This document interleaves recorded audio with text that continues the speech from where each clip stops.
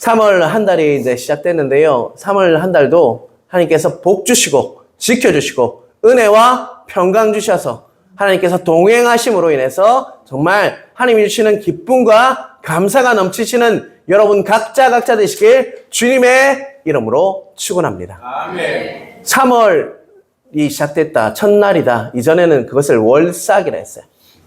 그래서 어떤 교회는요. 제가 있던 교회는 월삭 기도회를 했어요.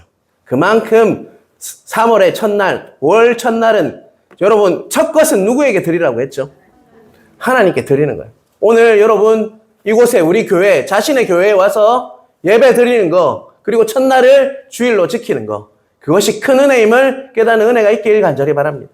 여러분 월삭을 지키고 있어요. 여러분 항상 그 마음으로 한 달을 시작하시기 바랍니다. 3월 한 달 첫 것을 하나님께 드린다. 그 마음으로 첫날을 하나님께 온전히 드릴 때요. 하나님 주시는 크신 은혜가 있어요. 여러분 그 은혜를 잘 모르죠. 여러분 주일 성수하고 주일 지키는 게 얼마나 큰 정말 능력이 있는지를 경험하시는 은혜가 있길 간절히 바랍니다. 여러분 주일을 온전히 지키라고 주님께서 말씀하십니다. 우리는 말씀 따로 삶이 따로가 아니라 말씀대로 살아야 하는 우리가 사람임을 꼭 깨닫는 은혜가 있길 주님의 이름으로 축원합니다. 사랑하는 성도 여러분, 우리가 신앙생활을 하면서 우리가 살게 하는 가장 큰 힘, 원동력은 여러분은 무엇이라고 생각하십니까? 여러분 한번 생각해 보셨어요? 내 신앙생활에 가장 큰 힘이 되고 원동력이 되는 것은 여러분 과연 무엇이라고 생각하십니까? 눈치챈 분들도 있죠. 믿음이죠, 믿음. 신앙생활의 가장 큰 힘과 원동력은요, 믿음입니다. 여러분 그렇게 생각하십니까? 믿음이에요, 믿음. 그런데 우리가 이 믿음의 삶을 살기 위해서는요, 지속적인 은혜의 공급이 따라야 합니다. 반드시 은혜의 공급이 반드시 동반되어야 한다는 것이죠. 믿음을 유지하면 이렇게 처음에 믿음이 참 좋아질 때가 있어요. 믿음이 막 넘칠 때가, 믿음이 좋아서 정말 산을 옮길 수 있는 그런 믿음을 가질 때가 있어요. 그런데 그 믿음이라는 게 유지되면 좋은데 그렇지 않다는 것이죠. 어제 믿음이 있었다고 그 다음날 믿음이 있는 게 아니에요. 어제 믿음이 있었는데 오늘 왔는데 정말 내 마음이 정말 이상해요. 혹시 여러분 신앙생활 할 때 그런 거 느껴보신 적 있어요? 목사님 저도요.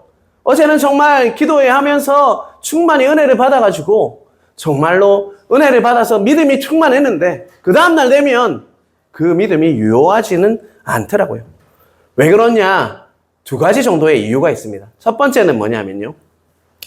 여러분 우리가 살고 있는 세상은 어떤 세상입니까?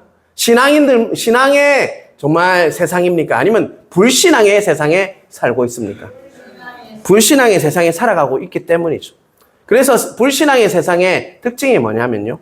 모든 것을 보는 것으로 살고 있는 세상의 문화에는요. 바로 믿음의 정반대적인 요소들이 굉장히 많은데 눈에 보이는 것을 마음에 사로잡히는, 눈에 보이는 것이 모든 것이라는 것을 이렇게 결정해버려요. 그것을 절대적으로 전부인 것 같이 여길 때가 많다는 거죠. 그래서 TV 광고나 정말 공중권세 잡은 마귀들은요. TV 광고나 영화나 미디어를 통해서 우리 눈에 보이는 것들을 통해서 불신앙의 요소들이 들어갈 수 있도록 자꾸 미혹한다는 거예요. 그러다 보니까 믿음이 있다가도 자꾸 세상에 살다 보면 또 불신앙인들과 정말 믿지 않는 분들과 살다 보면요. 정말로 거기에 정말 영향을 받을 때가 많다는 것입니다. 두 번째는 뭐냐면요. 우리 안에는 죄성이 있습니다. 타고날 때부터 우리는 죄인이에요. 그것을 믿으세요? 그것을 원죄라고 하죠. 타고날 때부터 우리 안에 있는 것을 원죄라고 합니다. 그러다 보니까 우리는 죄된 요소들이 있어요. 여러분 죄성이 없다라고 생각하시는 분이 있습니까? 우리 안에는 죄성이 있어요. 그런데 그 죄성은 어떤 역할을 하냐면요. 우리가 믿는다고 하지만 조금씩 뭐하게 만드냐? 의심하게 만들어요. 자꾸 의심하게 만들어요. 자꾸 의심이 생긴다는 것이죠. 처음에는 믿음이 있다가도 진짜 이게 맞는가? 정말 이 말씀이 맞는가? 하나님은 계시는가? 자꾸 의심하게 된다는 것이죠. 주일 예배나 수요 예배나 금요 정말 돌파 기도회를 통해서 은혜를 충분히 받아요. 은혜 받을 때는 의심이 적어져요. 의심이 없어져요. 그런데 또 시간이 지나면요. 조금 지나면 또 의심이 찾아오는 악순환을 하게 되어 있다는 것입니다. 그래서 우리에게 필요한 것이 뭐냐? 지속적으로 믿음을 강화하는 작업이 있어야 한다는 것입니다. 계속해서 그 작업을 하지 않으면요. 어느덧 빈털터리가 되고요. 깡통이 되어버릴 수 있는 것이 우리의 믿음이라는 것입니다. 정말 처음에 믿음이 딱 강건해졌을 때 그걸 지키면 좋겠지만 자꾸 오염되고 자꾸 죄로 인해서 의심하게 되고 믿음이 약해진다는 것입니다.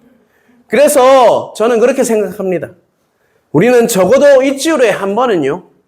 돌파 기도회와 같이 정말로 하나님 앞에 집중적으로 은혜를 공급받는 시간이 필요하다고 저는 생각합니다. 충분히 공급받아야지만 믿음을 약화되는 그 믿음을 유지할 수가 있다는 것입니다. 여러분 금요기도회를 나오신 분은 알겠지만 한 30분 이상 정말 찬양을 합니다. 그리고 나서 1시간 가까이 말씀을 듣죠. 그리고 통성으로 또 30분 이상 기도를 합니다. 거의 2시간이 소요가 되는 게 금요돌파 기도예요. 여러분 그런 시간이 우리에게 필요하다는, 그렇지 않으면 나도 모르게 자꾸 깡통이 되어가는 빈털터리가 되어버려요. 하나님의 은혜와 사랑의 바다에 푹 잠겨서 충분히 공급받아야지만 우리는 믿음을 유지할 수가 있다. 제가 아파서 또 명절이라서 3주 동안 기도회를 못했잖아요. 내 상태가 너무 안 좋은 거예요. 내가 느낄 정도로. 내 나오는 말도 그렇고 너무 틱틱거리고 내 상태가 안 좋더라고요. 여러분 누구 한 명도 제외 없습니다. 아무리 신앙 좋으신 분이라도 믿음 좋은 분이라고 할지라도 그 믿음을 지키려 하면요. 우리의 정말 결단이 필요하고요. 우리가 정말 그 믿음을 강화하는 작업들을 해야 돼요. 하루에 말씀을 얼마나 읽고 계십니까? 얼마나 묵상을 하고 계십니까? 얼마나 기도를 하고 계십니까? 그것이 동반되지 않으면요. 우리의 믿음은요. 한순간에 빈털터리가 되고 깡통이 되어버릴 수 있음을 깨닫는 은혜가 있길 간절히 바랍니다. 아마 금요 기도회를 정말 한 번도 빠지지 않고 나오시는 분들이 있어요. 그분들은 그 정말 은혜의 바다에 푹 잠겨본 경험이 있는 거예요. 정말 그 기도의 맛을 경험하신 분들이. 여러분 더 많은 분들이 정말 멀어서 못 오신 분들은 다른 곳이라도 가서라도 그런 집중적으로 은혜의 공급을 받는 시간이 일주일에 한 번은 있어야 돼요. 여러분. 골방에서 정말 2시간 이상 기도를 하시든지 정말 말씀을 달고 보시든지 그런 것들이 정말 우리에게 정말 주어지지 않으면요. 하루아침에 우리는 믿음이 약한 자가 되어버릴 수 있음을 깨닫는 은혜가 있길 간절히 바랍니다. 오늘 본문을 보면요. 제자들의 믿음에 대해서 예수님께서 말씀하십니다. 그들의 믿음이 정말 어떤지를 보면서 과연 우리가 참 믿음이라는 것은 또 믿음을 우리가 강화하기 위해서는 어떤 것이 필요한지를 깨닫는 은혜가 있길 주님의 이름으로 축원합니다. 마태복음 17장 14절 15절 같이 읽겠습니다.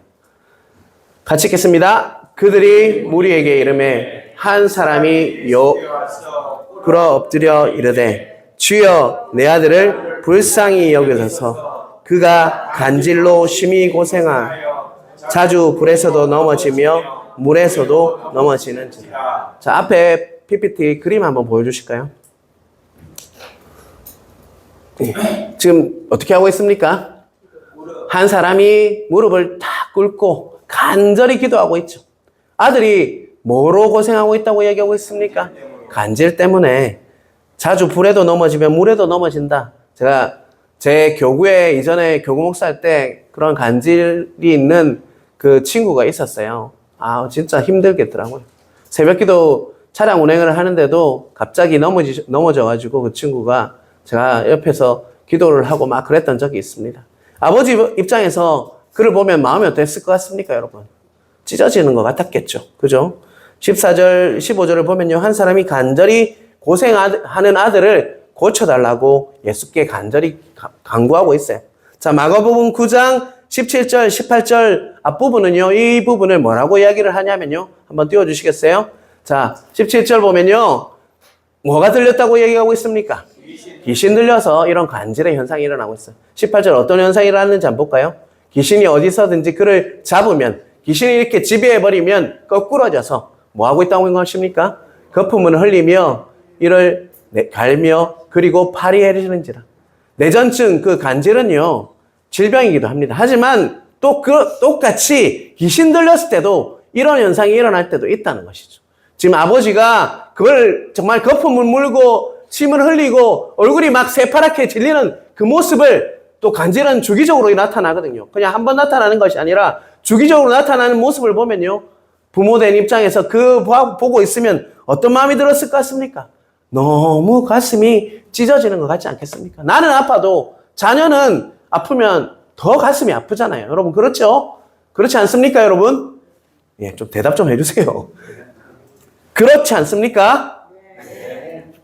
예수님의 이 이야기가 언제부터 그랬냐고 이렇게 마가복음 똑같은 평행 본문이에요. 마가복음 9장은요. 오늘 본문과 똑같은 이야기를 하고 있는 평행 본문이라고요. 똑같은 내용을 담고 있는 것을 평행 본문이라고 합니다. 마가복음 9장에는요. 21절에 예수님이 이 아이가 언제부터 그랬습니까? 라고 그 아버지에게 물어봐요. 그 부모가 어릴 적부터 그랬다라고 이야기를 해요. 자, 그러면 그는 이 아버지 부모는요. 아이를 고칠 수 있는 방법을 취했을까요? 안 취했을까요, 여러분? 취했습니다. 있는 방법이란 방법은 다 동원했을까요? 돈이나 체면 다 관계없어요. 아이들을 살려야 하니까 모든 것을 다 동원해서 정말 그를 정말 살리기 위해서 모든 수를 다 썼다는 거예요. 그런데 아무 효과가 없었다는 것입니다. 하지만 고칠 수가 없었다는 것입니다. 우리가 주가 일하시나 할 때요. 아무것도 우리가 할 수 없는 그런 때가 오잖아요. 주가 일하시나 우리 찬양했지만 그때가 하나님께서 일하실 때라고 우리는 찬양했어요. 그래서 누구를 찾아 나섰습니까? 바로 예수님의 소문을 들었을 거예요. 예수님의 소문을 듣고 예수님을 찾아 나섰어요. 그런데 가는 날이 장날이라고 예수님께서 찾아갔는데 없었다는 거예요. 어디 가셨습니까? 오늘 본문의 17장 앞에 예수님께서 어디를 가셨다라고 얘기합니까? 변화산의 3명의 제자 누굽니까? 요한과 베드로 그리고 야고보를 데리고 변화산에 가서 정말 그 산에 올라가시니까 예수님을 찾아 나섰지만 예수님을 만날 수 없었어요. 그래서 누구에게 부탁을 했을까요? 예수님의 제자 9명의 제자들에게 이 아들이 이렇게 됐습니다. 고쳐주십시오. 예수님이 안 계시니까 제자들도 할 수 있다고 저는 믿습니다 하면서 뭐라고 했을까요? 고쳐주세요 했어요. 자, 마태복음 17장 16절. 자, 같이 읽겠습니다. 내가 주의 제자들에게 데리고 왔으나 능히 고치지 못하더이다. 자, 마가복음 똑같은 9장이라고 했죠. 평행본문 또 뭐라고 하는지 노란 글자를 한번 읽어볼까요? 선생님들의 제자들에게 내쫓아달라 하였으나 그들이 능히 하지 못하더이다. 자, 제자들에게 나갔는데 제자들이 고쳤단 말입니까? 못 고쳤단 말입니까? 못 고쳤다는 것이죠. 자, 마태복음 10장 1절에 보면요. 예수님께서는 그의 12제자에게 부르사 더러운 귀신을 쫓아내며 모든 병과 모든 약한 것을 고치는 권능을 주셨다는 것이에요. 이미 예수님께서 그 제자들에게 그 능력을 주셨다는 것이에요. 그러면 12제자들도 병을 고친 적이 있을까요? 없을까요? 있습니다. 귀신을 쫓았던 적이 있었어요. 그래서 기도할 때 귀신이 쫓아나갔어요. 병이 나았다고, 병이 고쳐졌다는 것입니다. 그런데 이번에는 어떻게 했다는 것입니까? 하던 대로, 그 다음 하는 대로 분명히 했는데, 자신의 경험대로 했는데, 귀신을 내쫓지 못했다라고 얘기하고 있죠. 그 간질이 낫지 않았다라고 오늘 본문은 우리에게 말씀하고 있습니다. 여러분, 우리는 이 부분에 있어서 묵상을 해야 합니다. 제자들의 문제는 무엇이었을까요, 여러분?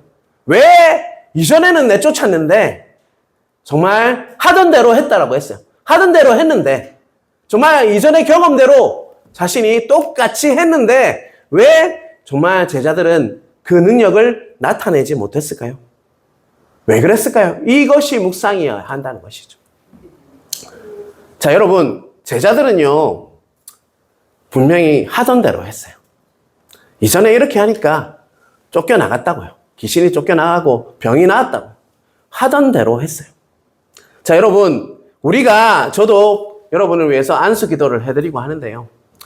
제일 주의해야 할 게 내한테 능력이 있다라고 생각하면 절대 안 돼요. 뭘 믿고 해야 되냐? 내가 기도할 때 나를 대행자로 쓰셔서 나의 능력의 도구로 쓰셔서 하나님께서 일하실 것이다. 믿고 기도할 때 치유되는 은혜가 있더라고요. 대행자가 해야 하는 것은요, 철저히 매 순간 전적으로 하나님을 지속적으로 의지해야 합니다. 의지를 넘어서서 의존해야지만 우리는 정말 능력을 행하는 그런 정말 신앙생활을 할 수가 있다는 것입니다.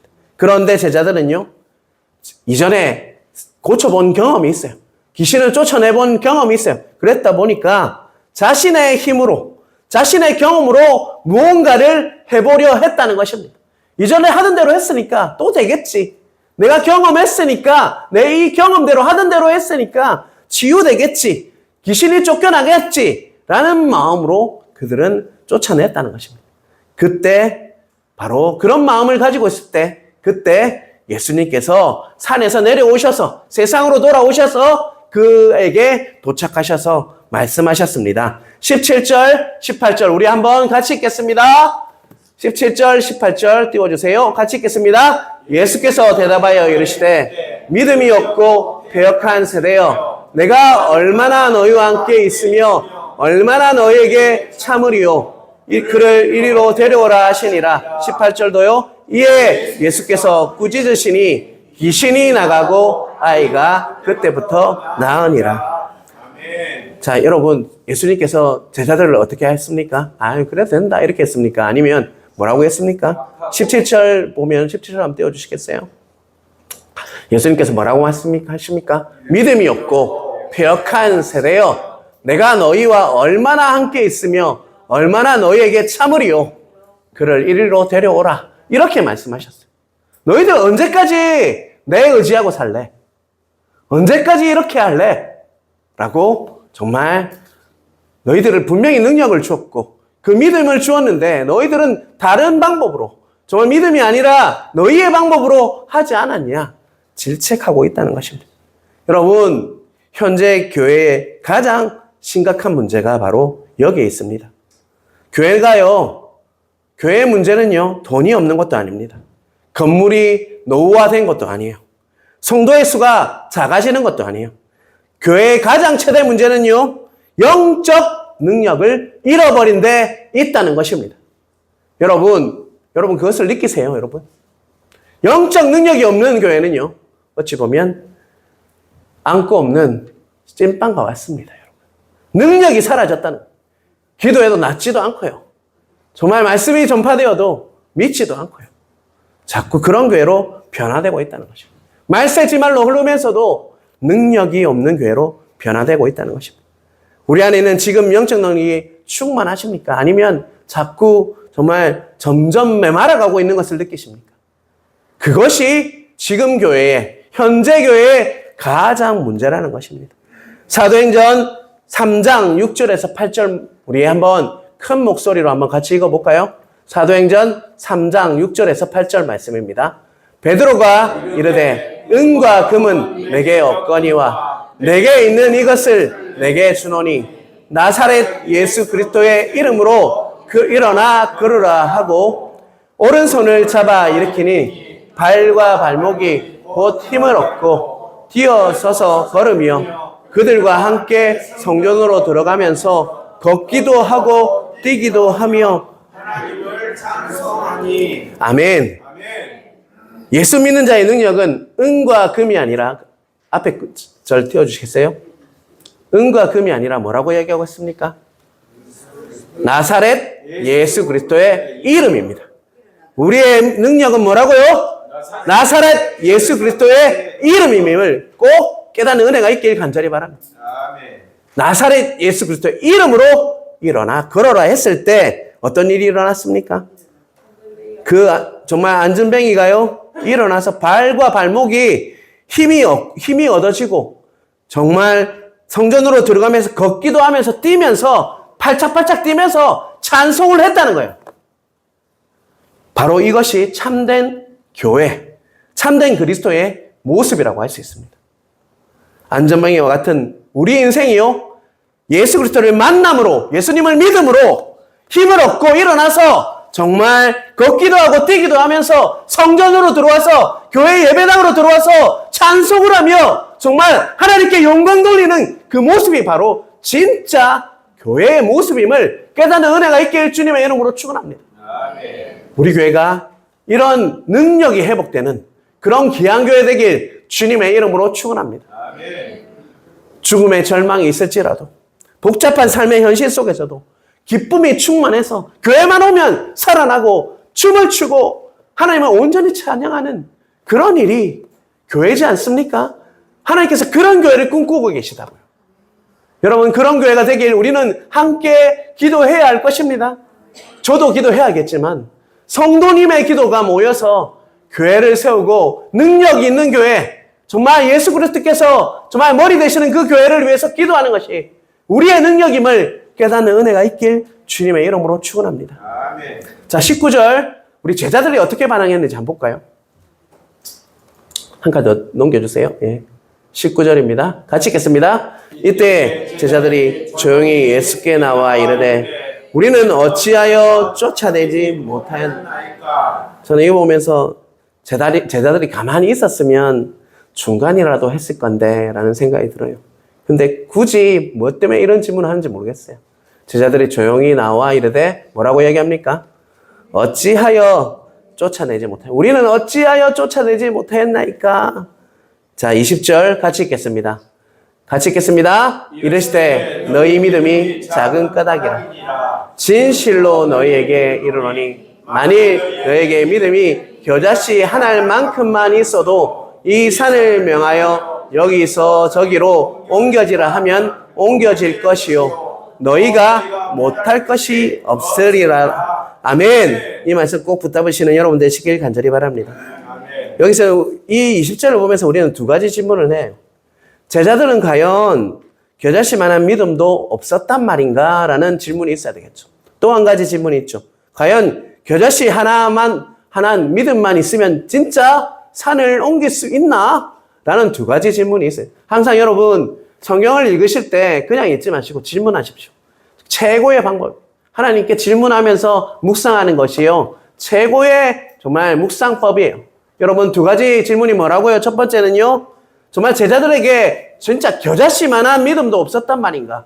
또 한 가지 과연 겨자씨만한 믿음만 있어도 진짜 산을 옮길 수 있나? 라는 질문이 있어야 한다는 것입니다. 자, 여러분 겨자씨 하나가 얼마나 작은지 여러분 한번 보실까요? 여러분 겨자씨 저 손가락은 검지 정도가 돼요. 검지 중지 정도 되나요?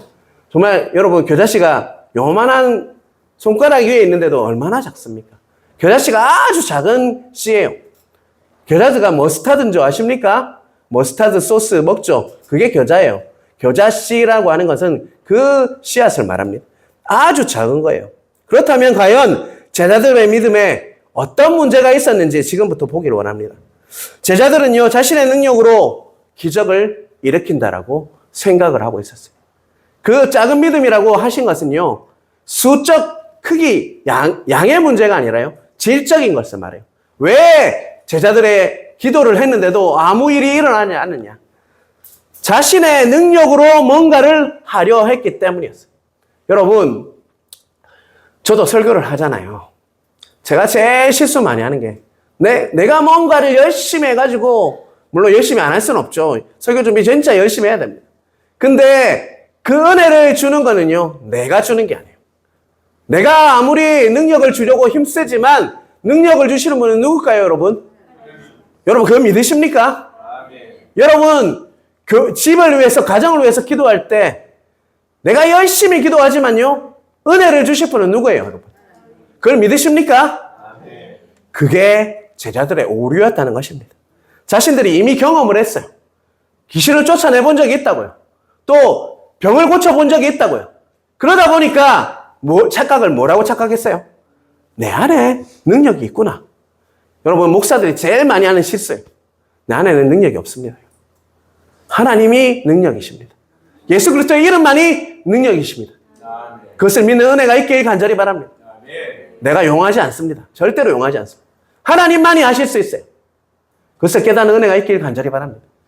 제자들뿐만 아니라요. 목사뿐만 아니라 여러분도 아셔야 돼요. 여러분 안에 능력이 있는 것이 아니라요. 하나님이 하셔야지만 뭐든지 잘 될 수 있음을 믿으시는 은혜가 있길 주님의 이름으로 축원합니다. 사랑하는 성도 여러분, 다시 한번 확인합니다. 능력의 출처는 어디입니까, 여러분? 예수 그리스도. 오직 하나님 맞으십니까, 여러분? 그런데 제자들은 무엇을 의지했다고요? 자기 자신을 너무 믿었다는 거예요.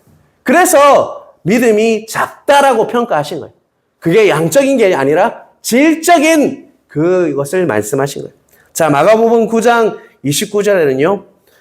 똑같은 질문을 해서 제자들이 우리는 어찌하여 쫓아지지 못하나이까? 이렇게 물었을 때 이렇게 대답하세요. 자, 한번 같이 읽어볼까요? 마가복음 9장 29절 같이 읽겠습니다. 기도 외에 다른 것으로는 이런 종류가 나갈 수 없느니라.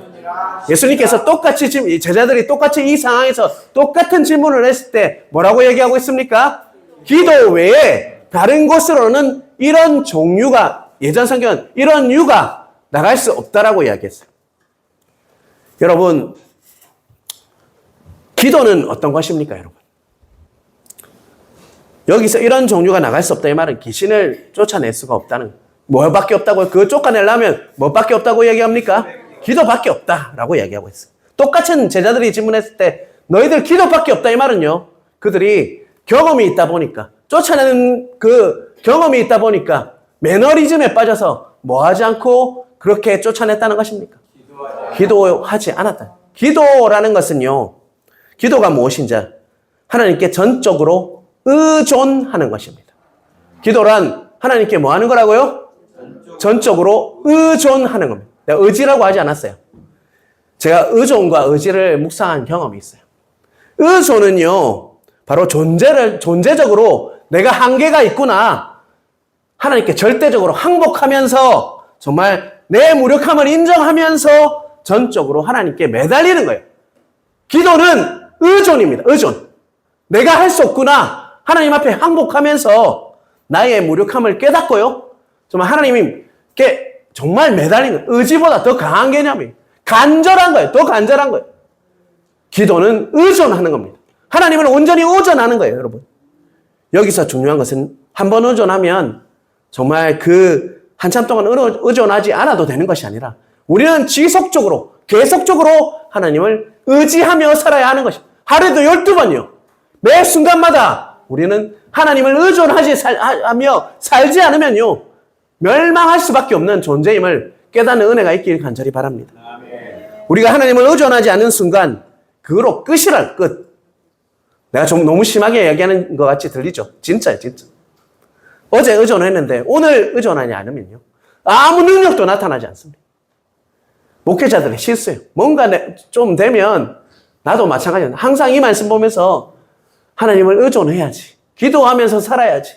기도에 힘써야지. 하면서도 게을러지고 자꾸 기도하다 보면 기도하지 않고요. 사역할 때가 많다는 것이죠. 우리는 기도의 자리를 사모해야 합니다. 그러한 은혜가 있길 간절히 바랍니다. 오직 하나님에게만 모든 것이 가능하십니다. 라는 태도로 하나님을 의존하며 살아야 한다는 것입니다. 그리고요, 기도는 나에게 있던 무게 중심을요, 하나님에게로 옮기는 과정입니다. 다시 한번 제가 말씀드릴게요. 기도는 나에게 있던 무게의 중심을 누구에게 옮기는 거라고요? 하나님께로 옮기는 과정. 나에게 무거운 짐이 있어요. 자, 그러면 그 무거운 짐을 기도는 뭐 하는 거라고요? 그 무게의 중심을요, 하나님께로 옮기는 것이 기도입니다. 그래서 기도를 처음 시작할 때는요, 한없이 마음이 무거워요. 마음만 무거운 것이 아니라 몸도 무거워요. 여러분, 금요기도에 나오실 때 하루에도 12번 정말 결단해야지 나올 수 있잖아요. 왜냐하면요, 그 기도를 통해서 그 무거운 짐이요, 하나님께로 옮겨지는 과정이기 때문에 자꾸 마귀들이 방해를 해요. 여러분, 그럴지라도 기도의 자리로 나오시길 바랍니다. 그럴 때 능력이 나타납니다. 하나님께서 일하기 시작하신다고요. 그런데 기도를 계속 하다 보면 마음이 어떻게 됩니까? 점점 그 무거운 마음이요, 점점 가벼워지죠. 왜 그렇습니까? 우리가 무게를 지고 있었어요. 그 짓눌렸던 무게가 지금 어디로 옮겨졌습니까? 하나님께로 옮겨졌다는 거예요. 나에게서 하나님께로 옮겨졌어요. 그러다 보니까 내 마음이 정말 기도하기 전과 이유는요, 너무나도 달라요. 너무 가벼운 거예요. 여러분, 그거 경험해 보셔야 돼요. 경험하지 못한 분들은 경험하셔야 합니다. 교회로 나오셔야 합니다. 금요기도로 나오셔야 돼요. 그래야지 살 수 있습니다, 여러분. 언제까지 염려 걱정하다가 그냥 인생을 낭비하시겠습니까? 기도 외에 다른 것으로는 이런 종류가 나갈 수 없느니라 라고 말씀하시는 이 말씀을 취하시는 은혜가 있길 주님의 이름으로 축원합니다. 아멘. 자, 마무리하는 마음에서 20절 다시 한번 읽어볼까요? 같이 20절입니다. 같이 읽겠습니다.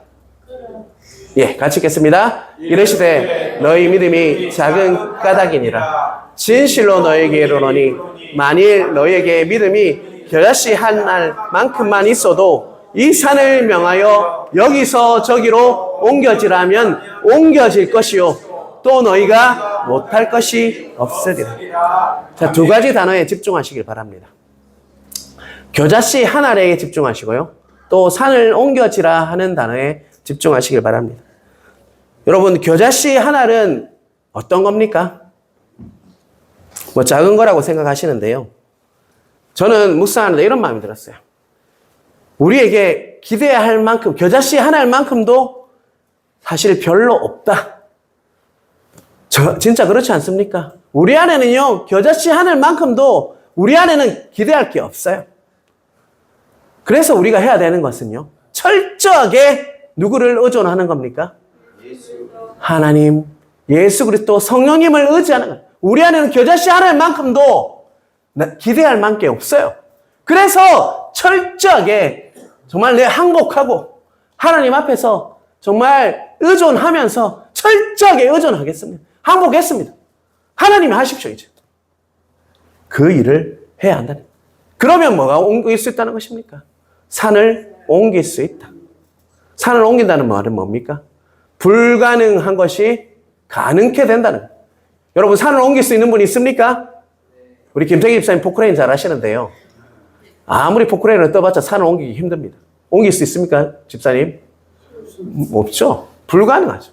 하지만 우리가 겨자씨 한 알만큼만 믿음만 있어도, 믿음만 있으면 내가 내 안에 있는 정말 기대할 것이 없음을 인정하면서 하나님만 의지하기만 하면, 전적으로 의존하기만 하면 뭘 옮길 수 있다고 약속하십니까? 너희가 정말 산을 옮긴다 라고 말씀. 너희가 못할 것이 없으리라 라는 이 응답을 정말 약속의 말씀으로 받으시는 은혜가 있길 주님의 이름으로 축원합니다.